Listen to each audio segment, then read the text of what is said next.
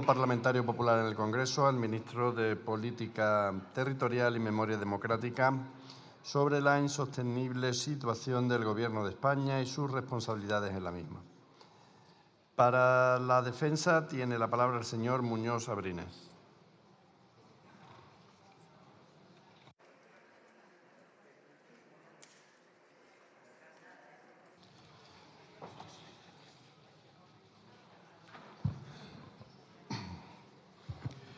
Gracias, señor presidente. Señorías, quiero empezar mi intervención leyendo el texto de la interpelación que vamos a sustanciar en estos momentos. Y lo quiero hacer más que nada para que nadie se lleve a engaño y para que todo el mundo tenga claro cuál es el objeto y el contenido de esta iniciativa. Interpelación urgente sobre la insostenible situación del Gobierno de España y sus responsabilidades en la misma. Y, desde luego, no hace falta ser un gran experto o un gran analista político para saber que la situación política en España y que la situación de insostenibilidad del Gobierno de España es fundamentalmente por dos motivos: por la ausencia de presupuestos generales del Estado y por la corrupción sistemática y generalizada que salpica al Gobierno, al PSOE y al entorno familiar del presidente del Gobierno. Por lo tanto, señorías, es obligado que en esta interpelación me centre precisamente en estos dos aspectos y en estas dos realidades. Así que, señor Torres, hablemos de presupuestos. Fíjese, la última vez que en esta Cámara tuvo la oportunidad de iniciar un debate sobre los presupuestos fue en octubre del 22.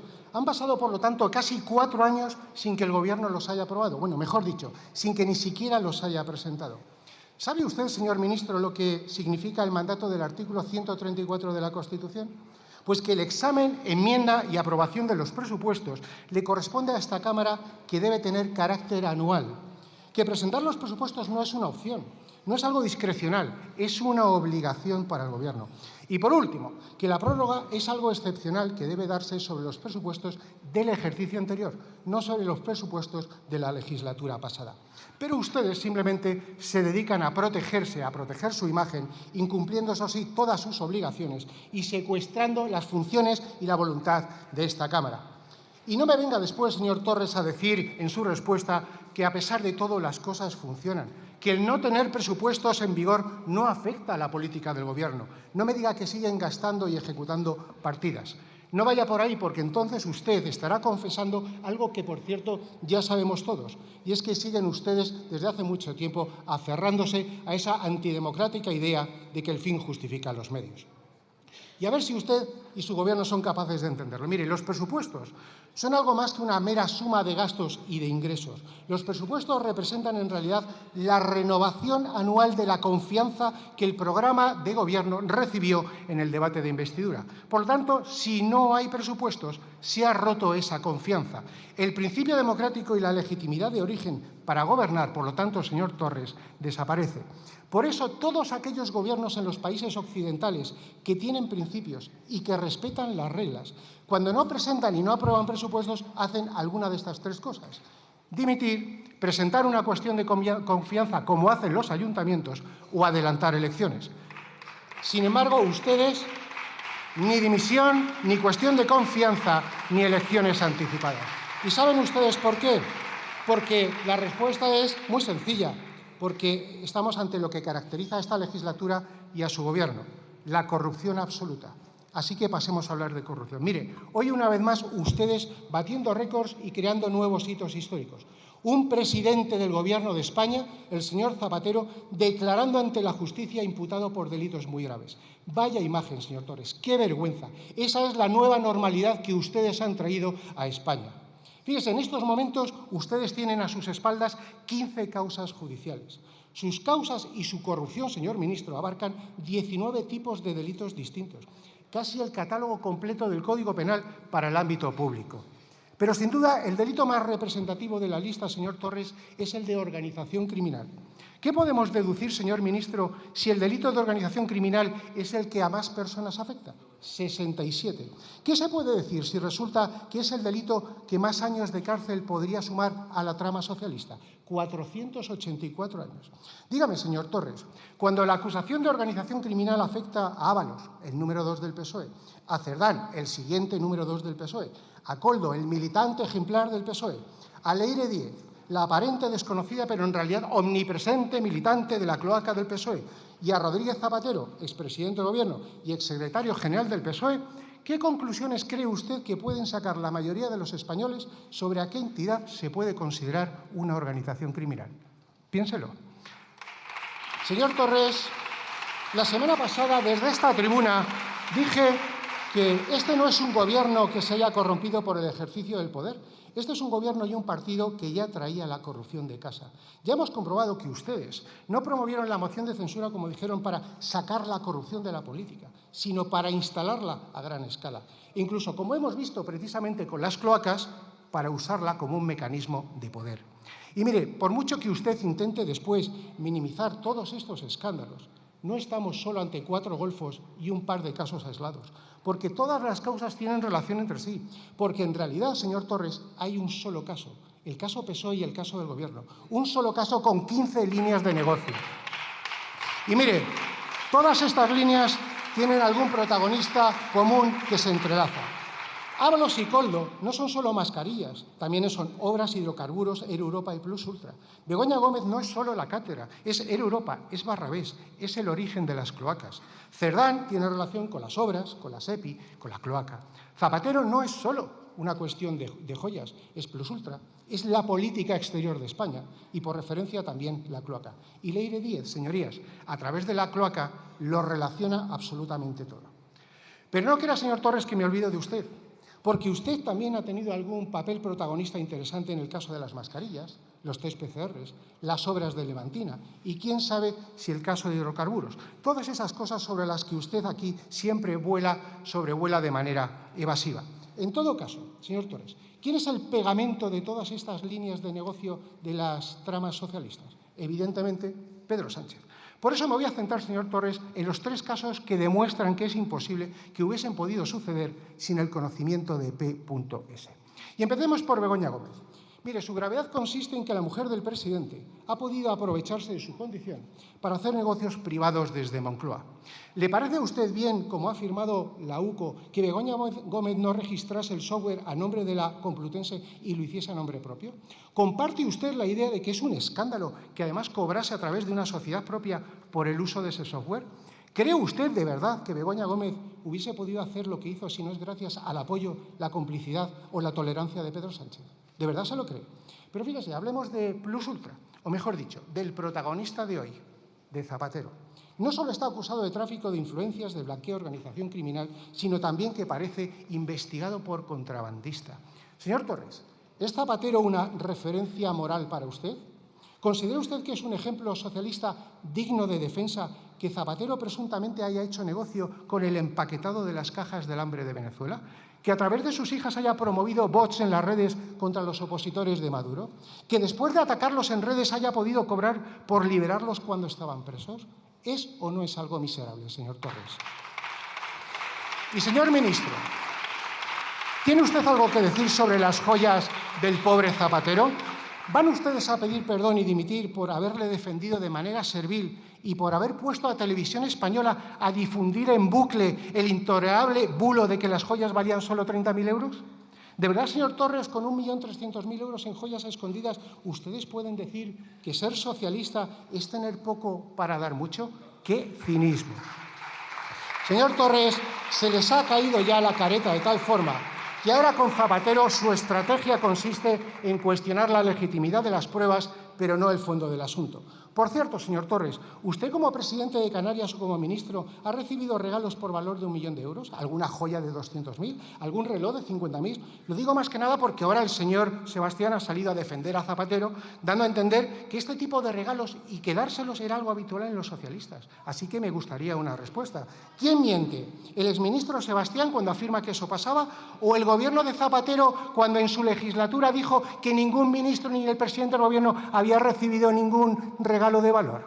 Aunque la pregunta más pertinente tal vez sea si lo del señor Sebastián es una provocación o sencillamente es una ardilla para desviar la atención sobre el verdadero origen de las joyas y que haya podido ser un pago en especie y no un regalo. Pero pasemos a las cloacas del Partido Socialista y del Gobierno, señor ministro. Sin duda el caso más grave desde el punto de vista institucional y el espectáculo más dantesco desde el punto de vista ético y estético. Desinformación, chantaje, extorsión a jueces, fiscales, periodistas, agentes de la Guardia Civil, todo para proteger a Sánchez y al Gobierno. Mire, tal y como se puede leer en el auto de la Audiencia Nacional, ustedes, señor ministro, pusieron la estructura del partido al servicio de la organización criminal. Y a pesar de ello, ustedes dicen que no sabían nada y que fue cosa de 4 frikis que iban por libre. Pues fíjese, señor Torres, resulta que la red funcionaba bajo las órdenes del secretario de organización, que fue financiada por el PSOE, que dispuso del personal de la sede federal del PSOE y que se reunió 22 veces en la sede de Ferraz. ¿De verdad alguien que no cuenta con el apoyo de Pedro Sánchez tiene acceso a 5 reuniones con la Fiscalía General del Estado? ¿De verdad alguien puede creerse que 4 outsiders tienen acceso a Escrivá y a Félix Bolaños para conseguir la nacionalidad de Nervis Villalobos, el exviceministro de Energía de Venezuela? Eso sí, después de haberle usado para venir al Congreso a soltar patrañas en una comisión de investigación de la mano del señor Arribas. Señor Torres, mire, usted desde el Gobierno pretendían que Cerdán fuese el cortafuegos de este asunto, pero les ha salido francamente mal.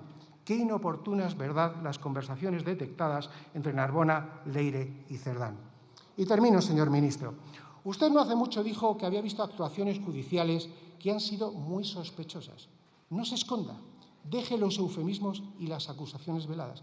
Por una vez, sea valiente, diga con todo detalle qué actuaciones y de qué jueces, y responda a todo lo que yo le he preguntado, especialmente a todo lo que le relaciona a usted con alguna de las líneas de negocios de la trama corrupta del Partido Socialista. Muchas gracias.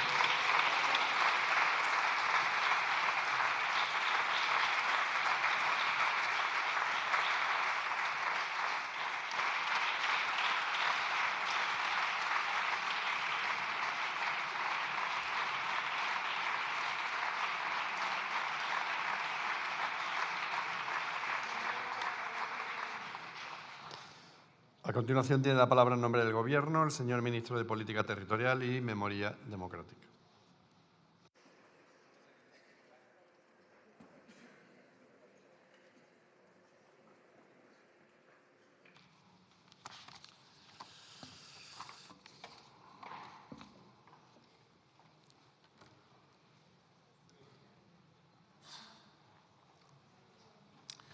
Muchas gracias, presidente, señorías, señor Muñoz Abrines. Tengo que reconocer que cuando vi la interpelación, que no estaba dirigida al Gobierno, sino expresamente al ministro de Política Territorial y Memoria Democrática, estaba expectante por dónde iba a ir su intervención. Si iba a seguir como hasta ahora, siempre con lo mismo, o iba a buscar algo distinto, ¿no? Pero es verdad, y voy a empezar como empezó usted, diciendo que lo que me pide es una valoración de la insostenible situación del Gobierno de España y mis responsabilidades en la misma. Y voy a responder. ¿Insostenible situación del Gobierno de España? Pues ya llevamos cerca de 3 años y le adelanto que vamos a culminar la legislatura. Los 4 años de la legislatura. Que tenemos, señoría, tenemos presidente, tenemos programa y tenemos propuestas que son más pes que las que supone el Partido Popular. Y que este Gobierno, y me pongo como ejemplo, es fruto de una mayoría parlamentaria que hizo que el presidente fuera la persona que la mayoría del Congreso quiso, como en Canarias ocurrió igual, porque ustedes están con el mantra de que tiene que gobernar la lista más votada, excepto si eso ocurre en otros lugares y la lista más votada son otros. Entonces ahí sí que es importante, válido, fundamental y clave sacar del Gobierno al que ganó las elecciones. Estoy poniendo el ejemplo de Canarias. Miren, esta mañana he escuchado a su portavoz llamar a miembros del Gobierno que somos unos cobardes. Miren, cobardes saben lo que es. No utilizar lo que dice la Constitución. Presenten una moción de censura, háganlo. Sean valientes, porque si no, son ustedes los cobardes. ¿Por qué no lo hacen? ¿Por qué no presentan una moción de censura? ¿Por qué no son valientes y le dicen a la ciudadanía de este país que no se puede ser incoherente? Ustedes piden al Gobierno de España actual que adelante las elecciones, cosa que ustedes no hicieron en el año 2018 cuando no estaban investigados, sino fueron condenados por la Audiencia Nacional. Entonces ustedes gobernaban este país y no convocaron elecciones, fueron desalojados a través de una moción de censura. Eso se llama valentía y no lo que hacen ustedes, señorías. Miren, Le voy a dar algunos datos irrefutables. Presente legislatura. Hemos aprobado 64 iniciativas legislativas. 64. En estos 3 años no llegamos, 64. Entre ellas 2 reformas de la Constitución. En los casi 8 años del señor Rajoy, 50. Por tanto, este gobierno legisla más que el gobierno del Partido Popular. Hablemos de colaboración económica con las comunidades autónomas. En el año 2026 recibirán 170.000 millones de euros entre entregas a cuenta y liquidación del año anterior. En el último año del señor Rajoy, las comunidades autónomas recibieron 96.000 millones. Casi nosotros doblamos la cantidad económica que reciben las comunidades autónomas. Por tanto, doblamos el esfuerzo junto a las comunidades autónomas. Hablemos de conflictividad, también es competencia de mi ministerio. Recursos al Tribunal Constitucional, cuando gobernaba el Partido Popular, con muchos gobiernos del mismo color, fueron 238. En estos años, con un gobierno presidido por el Partido Socialista, 110. Hemos reducido un 54% de la conflictividad. Y si hablamos de no ir al Tribunal Constitucional, sino los acuerdos previos del 33.2, con ustedes fueron 180 acuerdos, con nosotros 305. Es decir, ustedes son más conflictivos desde el Gobierno de España con las comunidades autónomas que lo que es el gobierno de coalición progresista. Y si hablamos de un gobierno, hablemos de datos económicos, señorías. Hoy hemos llegado a los 22,5 millones de afiliados a la Seguridad Social. En el año 18, y ustedes gobernando, no llegaron a los 19 millones. Hoy tenemos un paro juvenil 10 puntos más bajo que el que había con el señor Rajoy en el año 18. 6 puntos menos el paro femenino. El salario mínimo interprofesional hoy es de 1.200 euros al mes, con ustedes 735. La formación profesional hemos invertido 1.200 millones, cuando ustedes gobernaban 187. Si hablamos de los millones para la I más D más I, 15.600 con los gobiernos de coalición progresista, con ustedes 7.000 millones.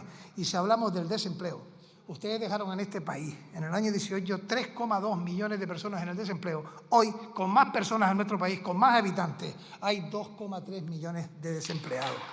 Es decir, señorías, y esto es gobernar, y esto es lo que está en las viviendas, en las casas, en la sociedad, en las familias. Por tanto, esto demuestra la sostenibilidad del gobierno y no lo que ustedes dicen. Es al contrario. Este gobierno es preciso, es necesario, precisa ser sostenible. Y si habla de mi responsabilidad política territorial, señorías, ya lo he dicho, menos conflictividad, más fondos para las comunidades autónomas. Y más traspasos, sí.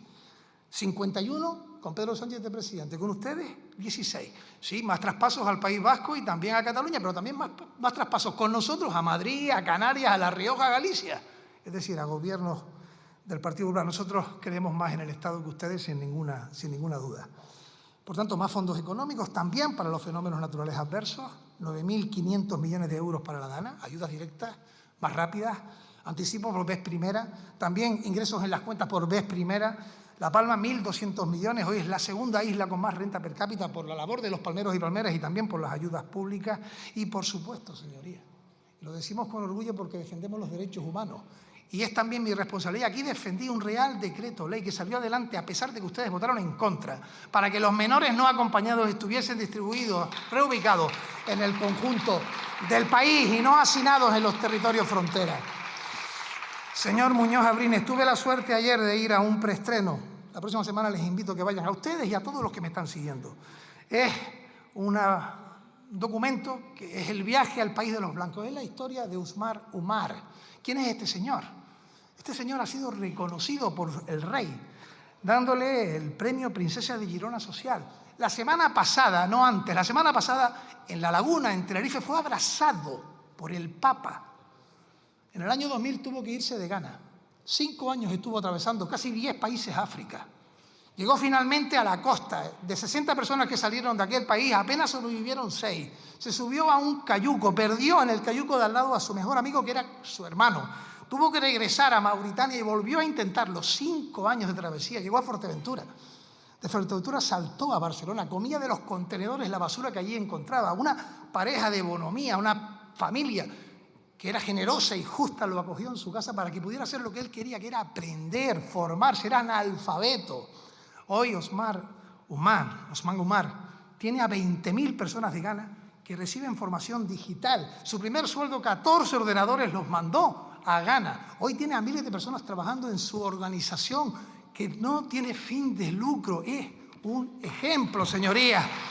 Y ese ejemplo es lo que ustedes justamente hacen lo contrario. Ustedes están 7 minutos aplaudiendo al Papa aquí, con las mismas manos con las que aprietan el botón rojo para darle la espalda a los menores que llegan en pateras y cayucos, que ustedes no oyen y mucho menos escuchan cuando el Papa va a Canarias y les pide un trato a los desvalidos, a los vulnerables, a los que vienen pidiendo un cobijo. Cabe mayor cinismo e hipocresía, señorías. Piensen, reflexionen, recapaciten, cambien. Y por supuesto, de mi responsabilidad, 5 reales decretos ley he traído aquí y ustedes votando en contra de varios de ellos, de memoria y de los menores, y 5 hemos conseguido sacar adelante. Segundo ministro que ha podido sacar más reales decretos leyes convalidados en este Congreso. Por tanto, gobierno necesario, gobierno sostenible, gobierno preciso. ¿Y ustedes qué? Ruido, fango, insidia. Miren, 24 preguntas me han hecho a mí. Con estas 5 interpelaciones vuelve usted a meterme en medio.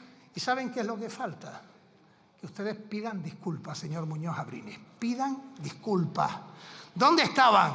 Porque eso es difamar, esas mujeres que decían ustedes que yo iba para vejarlas en los pisos de Atocha, como dijo la señora Gamarra. ¿Dónde estaban los mordidas y las comisiones que según el señor Tellado yo recibía con el nombre de Ludo? ¿Dónde? ¿Dónde las refinerías ilegales que yo me reunía en Aruca? Serían destilerías que no refinerías. ¿Dónde? Todo lo que me han acusado. ¿Saben quién hace eso?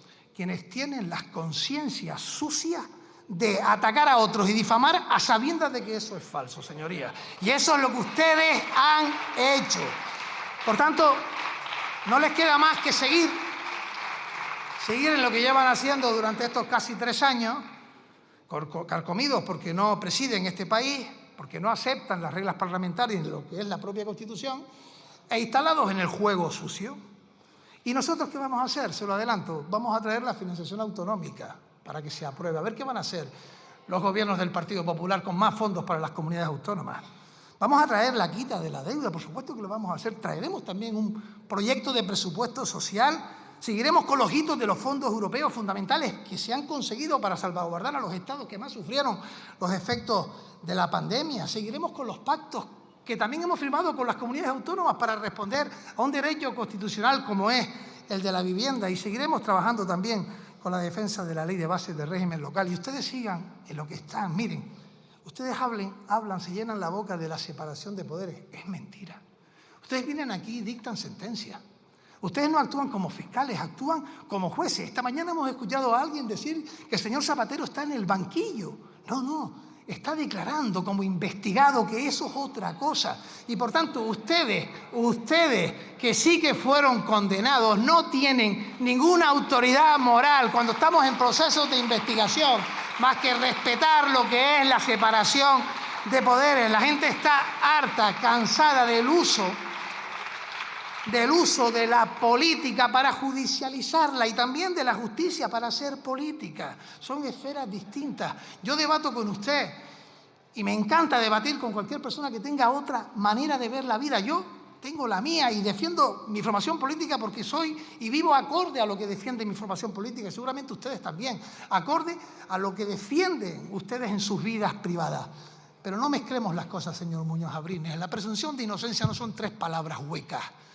Sirven para todo el mundo, y también presunción de inocencia con respecto al presidente Zapatero, y por tanto respeto a la justicia y siempre posibilidad de sí acatar y también poder ir a otras instancias cuando la justicia se define, y luego respetar los fallos judiciales.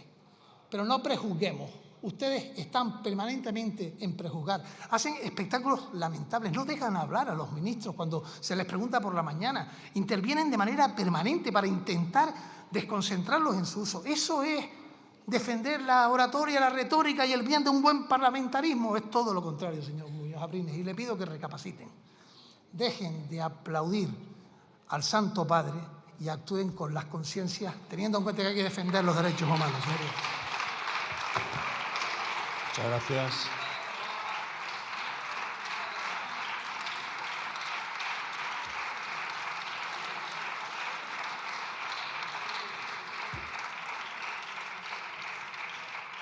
Tiene la palabra el señor Muñoz Abrines.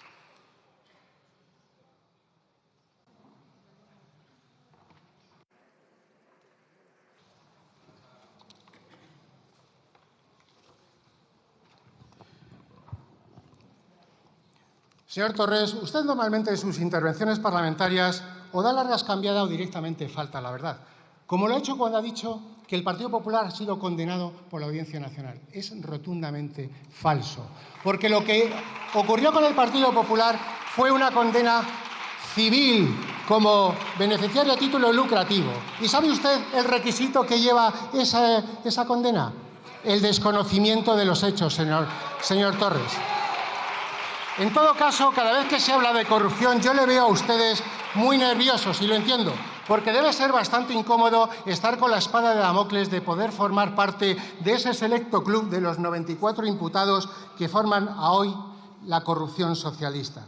Miren, dicen ustedes que conformaron una mayoría en su momento, claro, pero la han perdido y por eso ahora vetan todas las votaciones en las que se pueda visualizar precisamente que ustedes ya no tienen esa mayoría.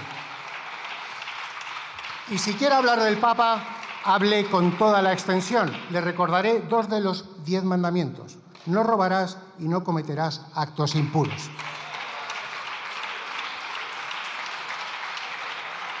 Señorías, mire, parece, señor ministro, que la sentencia del caso Ábalos parece que es inminente. Así que, señor Torres, ¿cómo le va a afectar a usted la posible condena de Ábalos y Koldo por el caso Mascarillas? ¿Qué piensa hacer usted si da la casualidad que después de esa condena hay una imputación a su mano derecha al señor Olivera y a Conrado Domínguez? ¿Va usted a asumir de una vez las consecuencias políticas de haber sido la puerta de entrada de la trama de corrupción en Canarias? ¿Cómo cree usted que va a evolucionar las investigaciones sobre las mordidas de obras y, en concreto, el caso de las adjudicaciones a Levantina? Por cierto, hablando de Levantina, ¿cuál fue el menú que usted le ofreció en su casa a Koldo Ábalos y a José Ruz cuando les llevó a su casa? Mire, hoy, en la sesión de control, todo su Gobierno ha dicho que el caso Leire no tiene importancia porque no consiguió absolutamente nada. Es decir, ustedes cada vez nos sorprenden más. No solo ya reconocen su existencia, sino que ahora su estrategia es la exculpación por incompetencia. Pero mire, señor Torres, ¿sabe lo que ocurre? Que se le olvida a usted 3 cosas. En primer lugar, que existe el delito en grado de tentativa. Aunque uno fracase, puede ser condenado. En segundo lugar, que estas cloacas se pusieron en marcha 16 horas después de la Carta a la Ciudadanía de Sánchez. Y se le olvida lo más importante, y es que si fracasó fue gracias a la fortaleza del sistema, a la integridad de la UCO y de la Guardia Civil, que no de su directora general, y gracias a los fiscales y a los jueces, que todavía son los garantes del Estado de Derecho y de la separación de poderes. Ustedes también han dicho a lo largo de esta sesión que lo de Leire fue una cosa de personas que iban por libre, que no tenían ningún vínculo con el Partido Socialista. Pues bueno, ¿qué van a hacer ustedes? ¿Se van a querellar contra Leire Díez? ¿La van a volver a llamar la pequeña Nicolás? Mire, me da a mí que no lo van a hacer. ¿Saben ustedes por qué? Porque no pueden. Porque a ustedes ya les llegó el aviso a navegantes por parte de Leire Díez. Ya ha dicho muy claro, sé más de lo que pone en las libretas. Y como le dijo a la presidenta del Partido Socialista, a la señora Narbona, yo también puedo hablar. Eso sí que es juego sucio, señor Torres. Eso sí que es juego sucio. Pero, señoría, ¿qué van a hacer ustedes si al final terminan imputando al PSOE como persona jurídica por las cloacas? Porque, fíjese, teniendo en cuenta los datos y las evidencias que están encontrando, las casas de apuestas cada vez cotiza más que pueda ocurrir esa posibilidad. Pero, fíjese, hay una cosa que ya ha demostrado la UCO, y es que ya sabemos quién es P.S. Es Pedro Sánchez. Así que, señor ministro, la cuestión no es si Pedro Sánchez dio la orden de limpiarlo todo o si se reunió con Leire. La pregunta es exactamente cuándo. ¿Por qué, teniendo en cuenta los indicios y su afición a la mentira, es bastante difícil creer que Pedro Sánchez no sabía nada? Pero, señor Torres, hablemos de las joyas de Zapatero, que es lo que hoy está de actualidad. Llevan ustedes diciendo varios días que lo va a poder justificar absolutamente todo. Hoy, de momento, no ha hecho nada de eso. ¿Pero qué es lo que tiene que justificar, señor Torres? Mire este documento. Este es el acta oficial de recepción de patrimonio de los regalos recibidos por Zapatero cuando era presidente. 530 regalos, todos perfectamente identificados. Desde cuadros, figuras, pisapapeles, abrecartas. ¿Me va a decir o puede usted explicar cómo es posible que Zapatero entregase 530 regalos de esta naturaleza y, sin embargo, se pudiese haber quedado con joyas? Bueno, es que la verdad es que no sé qué es peor, si que se los hubiese quedado o que sea un pago en especie. ¿Saben, en todo caso, lo que ocurre? que cuando tienen que llegar a decir que las joyas solo valían 30.000 euros es porque el origen posiblemente no sea muy legítimo. Así que, señor Torres, y con esto termino, le guste o no, la situación actual es profundamente insostenible. Es verdad que un gobierno normal habría convocado elecciones. Yo no se lo voy a pedir ni una sola vez más. Ya sé que su lema es aguantar hasta el final. Pero tengan ustedes en cuenta una cosa. Cada día, cada semana y cada mes que pasa, los ciudadanos conocen más y se consolida su podredumbre. Muchas gracias.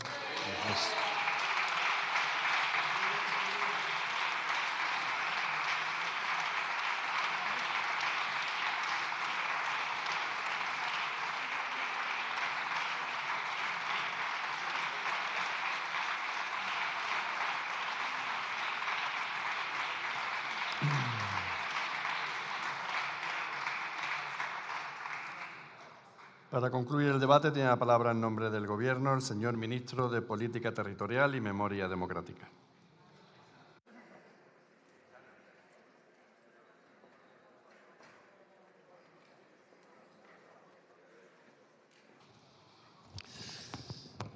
Muchas gracias, presidente. Señor Muñoz Abrines, cuando habla usted de no robarás y no cometerás actos impuros, ¿a quién se refiere? Porque una cobardía es afirmar algo y no señalar a quién. Porque ustedes lo que hacen es señalar al PSOE. Yo les exijo y se los doy el respeto a todos los millones de votantes, a los cientos de miles de militantes y a los que estamos en los cargos públicos del Partido Socialista, porque la mayoría, también los de ustedes, son gente honrada y honesta. Y por tanto, no le voy a permitir a usted que le falte el respeto a mi organización.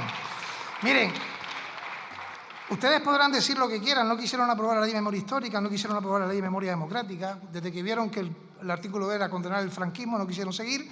Pues yo le digo a ustedes que no van a poder reescribir la historia. Nosotros sufrimos 4 décadas de ausencia de libertades, de opresión, de tortura, de marginación a la mujer. Eso se llamaba franquismo. Miren, 17 de mayo del año 2018, la Audiencia Nacional condena al Partido Popular por financiación ilegal. Tribunal Supremo, 14 de octubre del año 2020.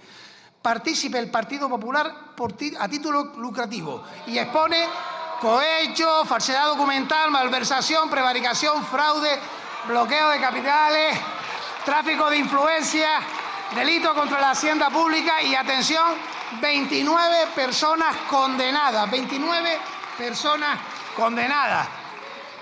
Yo les pido que se calmen y respeten a quien tiene el uso de la palabra como hacemos nosotros. Miren, ustedes hablan del futuro, de futuras imputaciones. Señor Muñoz Abrines, mírense primero a sí mismos.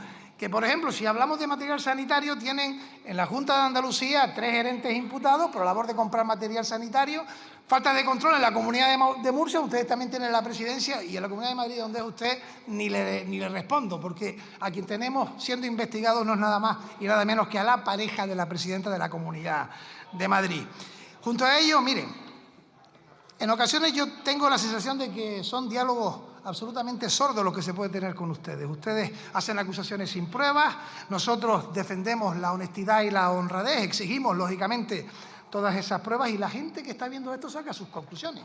Aquí y, por supuesto, también en Canarias. Y yo les voy a decir lo que vamos a seguir haciendo. Miren, este mes lo que vamos a hacer es convocar la comisión mixta con el presidente de la Generalitat para avanzar juntos en la reconstrucción de la Comunidad Valenciana. Este mes vamos a hacer comisiones bilaterales con los gobiernos que nos los han pedido, por ejemplo el de Canarias o también el gobierno vasco. Este mes seguiremos con las ayudas a las comunidades locales y autonomías y también ayuntamientos para los daños por ejemplo, Extremadura y Andalucía provocados por las inundaciones. Vamos a seguir, lógicamente, reparando la dignidad de las personas a través de la Ley de Memoria Democrática y le anuncio que antes de que acabe el verano el Gobierno de España llevará a Consejo de Ministros un Real Decreto para prorrogar un año más el decreto de acogida para los menores no acompañados que vienen a nuestras costas. Eso que ustedes votaron en contra. Y repito,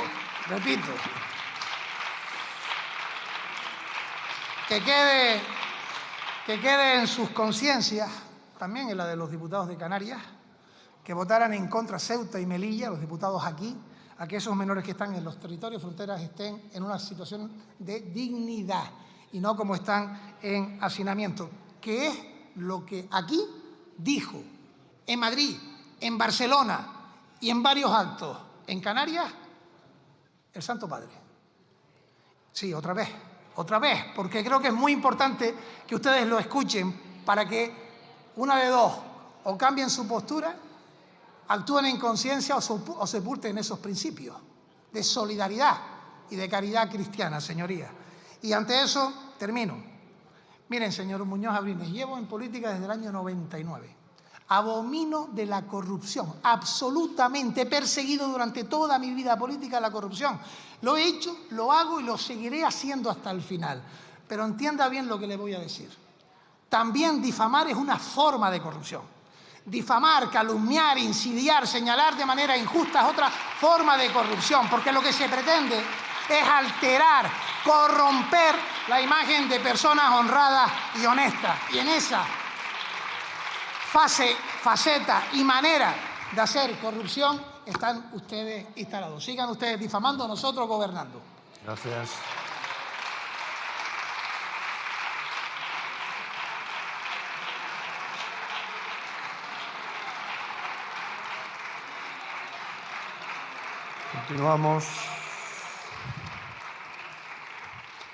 Continuamos con el punto del orden del día relativo a la comparecencia